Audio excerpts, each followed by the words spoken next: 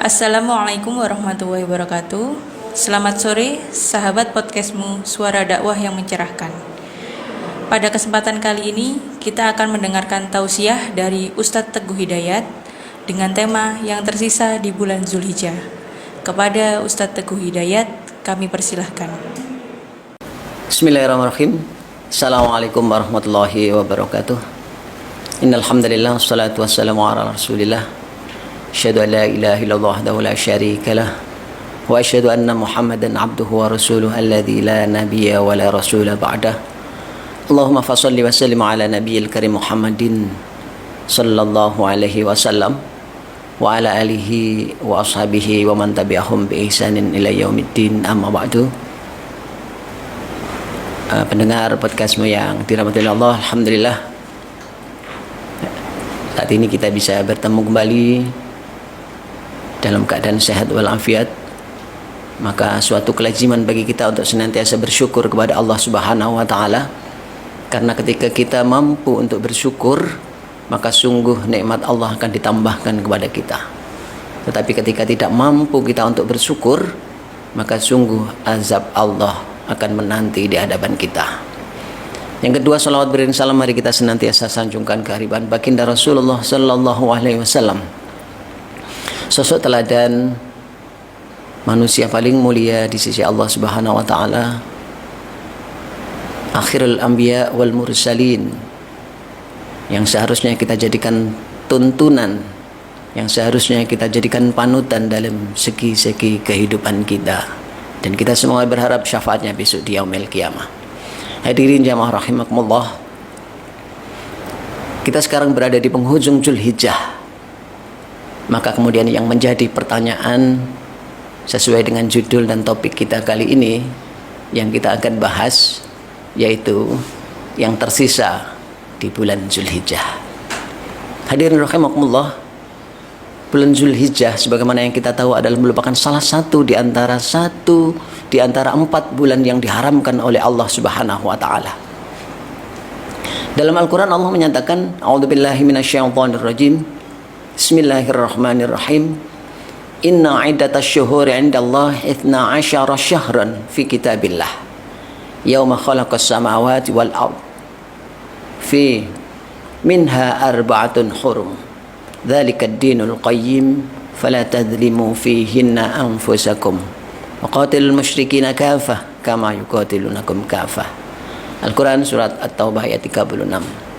Allah menyatakan di sana, sesungguhnya bilangan-bilangan bulan di sisi Allah Subhanahu wa taala adalah 12 bulan. Menurut ketentuan Allah ketika diciptakannya langit dan bumi, 4 di antaranya adalah bulan haram. Itulah agama yang lurus, maka janganlah kalian berbuat aniaya di dalamnya. Hadirin rahimakumullah. Kemudian yang jadi pertanyaan kita semuanya, kenapa Allah menjadikan bulan Zulhijjah adalah salah satu di antara 4 bulan yang diharamkan oleh Allah Subhanahu wa taala? Kalau saya boleh berkata, bulan Zulhijjah, Syahrul Zulhijjah adalah syahrul ibadah, adalah bulan ibadah. Kenapa saya menyatakan demikian? Karena seluruh syariat Islam, seluruh ibadah bisa kita lakukan di bulan Zulhijjah. Dan bahkan ada satu ibadah yang tidak akan bisa kita lakukan di luar bulan ibadah. Salah satu contoh misalkan puasa, ibadah puasa. Kita pun dianjurkan oleh Allah untuk melaksanakan puasa sunnah Arafah di bulan Zulhijjah. Anjuran untuk infak bersedekah. Kita dianjurkan oleh Allah untuk berkurban dan membagikan sebagian dagingnya untuk mereka yang membutuhkan. Anjuran untuk sholat ada dalam bulan Zulhijjah. Kita disunnahkan untuk keluar di 10 hari, yaitu di bulan Zulhijjah, untuk melaksanakan ibadah sholat Idul Adha. Dan sekali lagi ada bahkan satu ibadah yang kita tidak akan bisa lakukan di luar bulan Zulhijjah, yaitu ibadah haji. Maka kemudian kenapa saya menyatakan bahwasanya syahrul Zulhijjah adalah syahrul ibadah. Hadirin rahimakumullah, maka sekali lagi yang menjadi pertanyaan adalah apa yang tersisa dari bulan Zulhijjah yang sudah dan akan kita lalui. Yang pertama adalah agar kita senantiasa berintrospeksi diri.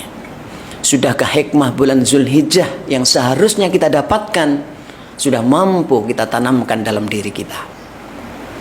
Ibadah Zulhijjah mengajarkan kita yang pertama agar kita senantiasa bersyukur kepada Allah Subhanahu wa taala.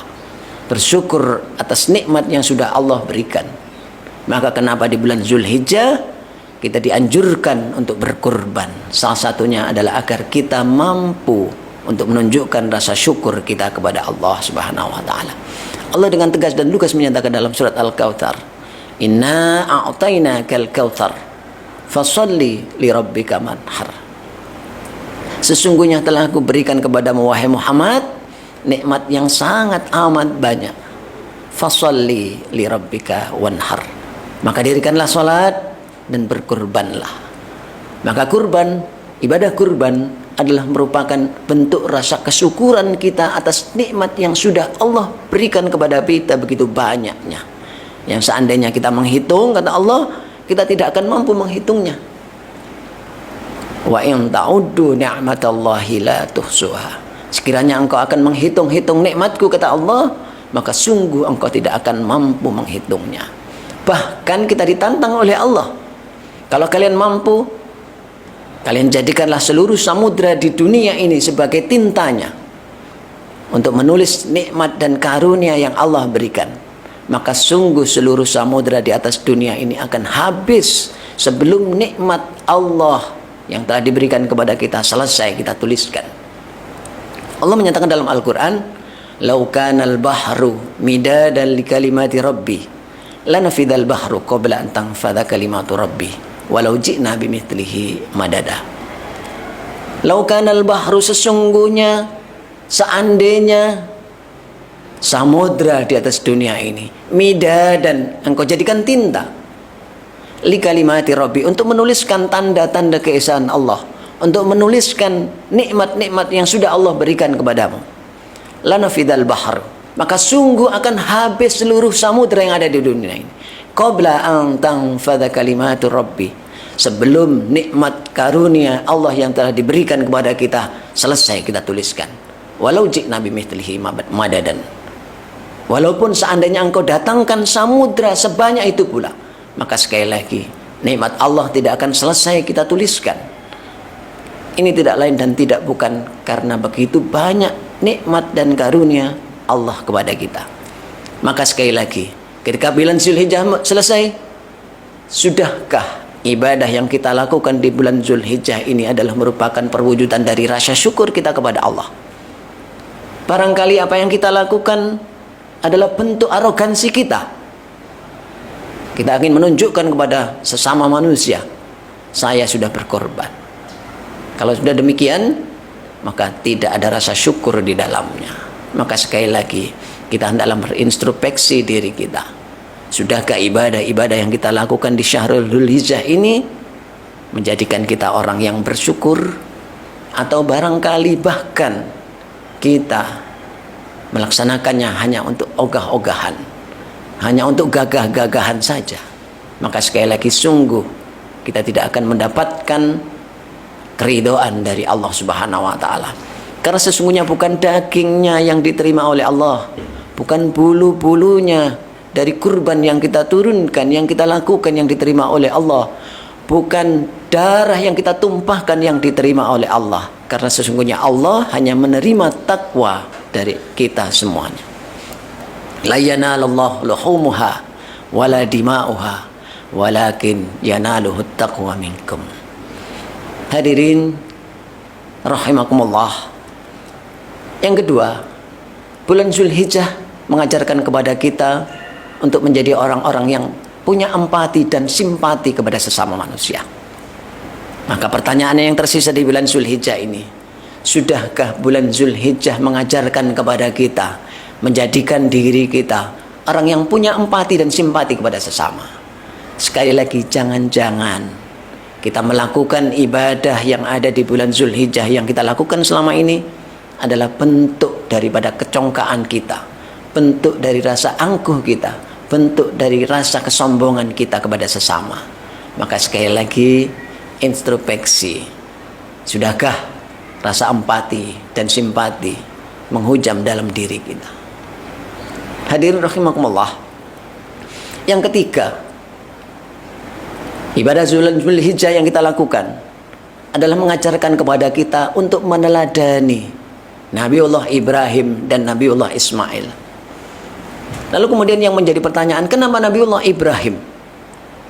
Kenapa Nabiullah Ismail yang diberikan oleh Allah begitu banyak cobaan? Nah, itu yang akan menjadikan pelajaran bagi kita. Sosok Nabiullah Ibrahim adalah orang yang mampu menjadikan keluarganya, yang sukses mendidik anak-anaknya dalam berkehidupan, yang menjadikan Nabiullah Ismail totalitas menjalankan ibadah kepada Allah Subhanahu wa taala. Ini terbukti ketika ditanya oleh Nabiullah Ibrahim anaknya, "Wahai anakku, tadi malam aku bermimpi aku mengorbankanmu. Fanzur madza tara. Bagaimana pendapatmu?" Maka kemudian tanpa berpikir dua kali, Nabiullah Ismail menjawab, "If'al ma tu'mar." Lakukan apa yang diperintahkan oleh Allah. Satajiduni insyaallah minas sabirin. Maka engkau akan mendapatiku sebagai golongan orang-orang yang sabar. Maka sekali lagi yang tersisa, sudahkah kita mampu meneladani Nabiullah Ibrahim dan Nabiullah Ismail dalam mendidik keluarga kita?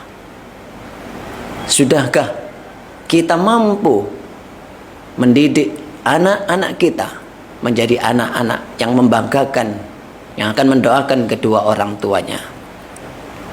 Sudahkah kita mampu memberikan apa yang kita punya, sebaik-baiknya yang kita punya, kepada Allah Subhanahu wa taala? Karena sesungguhnya apa yang kita punya akan diminta pertanggungjawaban oleh Allah Subhanahu wa taala. Karena sesungguhnya apa yang kita miliki adalah titipan belaka yang pasti suatu saat akan diminta oleh yang punya. Harta, anak keturunan adalah titipan dari Allah. Maka suatu saat akan diminta. Maka sudahkah kita mempersiapkan hal itu?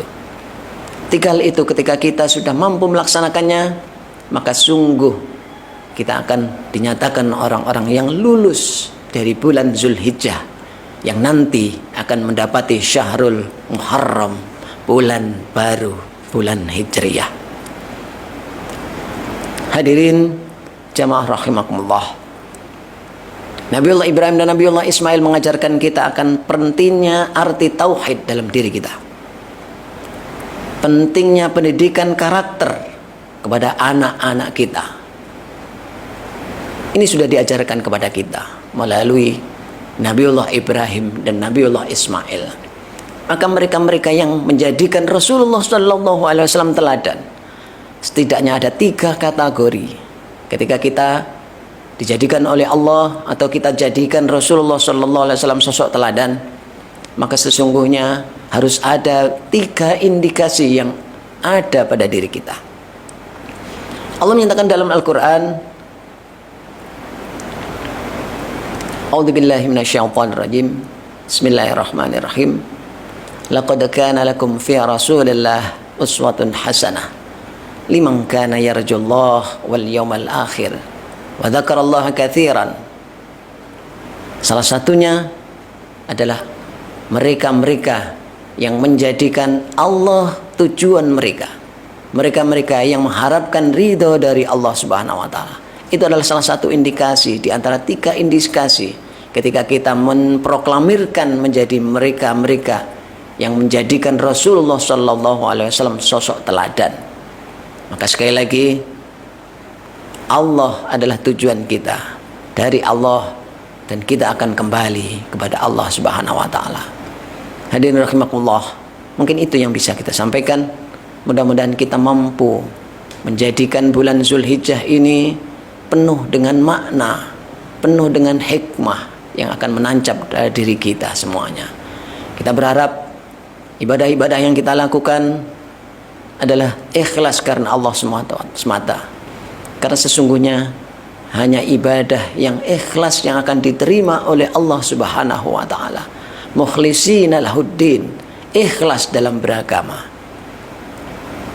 Sekali lagi, mari kita senantiasa berdoa memohon kepada Allah yang Maha Kuasa. Semoga kita semua diberikan oleh Allah hidayah dan kemampuan untuk senantiasa menjadikan ibrah Rasulullah sallallahu alaihi wasallam dalam segi kehidupan kita. Akhirul qaul billahi taufiq wal hidayah wal afu minkum. Wassalamualaikum warahmatullahi wabarakatuh. Alhamdulillah, telah kita dengarkan tausiah dari Ustadz Teguh Hidayat. Mudah-mudahan bermanfaat untuk kita semua. Jangan lupa like, comment, and share. Nasrun minallah wa fathun qarib. Wassalamualaikum warahmatullahi wabarakatuh.